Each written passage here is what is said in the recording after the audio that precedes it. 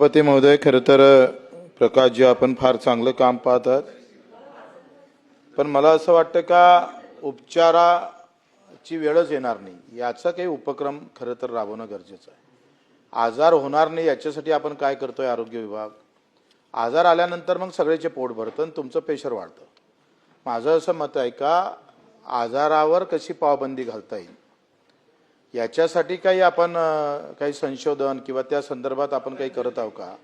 कारण आपण पाहतो का एखादं गाव दत्तक घ्या, एखादे काही उपक्रम, जसं अण्णा हजारे साहेबांनी गाव पाणी पूर्ण गाव किंवा जलसंधारण पूर्ण गाव केलं, तसं माझं असं मत आहे का काही तालुका घेता येईल का किंवा एखादी PSC आपण टार्गेट करता येईल का तिथं आजार किरमित कमी कसे येईल. हे काय होतंय का हा तुम्ही किती काही वाढवला तर त्याला थांबवावं लागेल. थांबवणं बंदच आहे.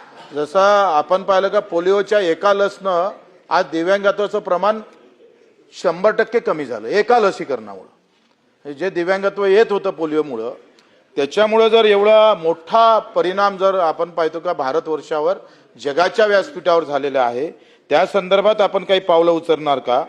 दुसरा, सभापती महोदय, मी जेव्हा महाराष्ट्रभर फिरतोय तेव्हा हे दिव्यांग असतं, मूकबधीर असतं, अंध असतं. आता मूकबधीर जर दिव्यांग असेल त्याला बोलता येत नाही, ऐकायला येत नाही, तो आजार कसा सांगन डॉक्टरला? त्याच्यासाठी दुभाषिक लागेल तुम्हाला. आता मूकबधीर दिव्यांगासाठी काही व्यवस्थाच नाही आहे. किमान विभागावर एखादी अशी फक्त दिव्यांगासाठी काही एखादा वार्ड नको हॉस्पिटल, पण दिव्यांगासाठी एखादा वार्ड कसा ठेवता येईल? कारण त्याला आता बरेचदा काय झालंय, आम्ही एका हॉस्पिटलमध्ये जेव्हा गेलो, अचानक गेलोय, तर काय झालं, मूकबधीर असल्यामुळं मंत्री महोदय त्या डॉक्टरला तो काही सांगूच शकला नाही मला काय आजार आहे.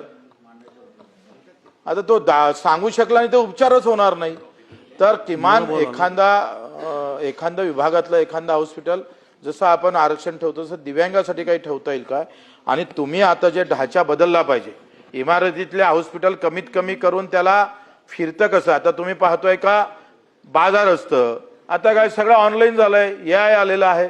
सगळ्या गोष्टी आपण त्या सोयीनं आपला विभाग काही विचार करतं का? कारण इमारतीमध्ये आपण ज्याला इमर्जन्सी आहे, ज्याला भरती ठेवून उपचार करावा लागतो तो ठीक आहे, ज्याला भरती करायची गरज नाही, ज्याला काही इतर काही गोष्टी नाही, त्याच्यासाठी काय उपाययोजना आपण करताय? या 3 याच्याले आपण उत्तर दिलं तर बरं होईल.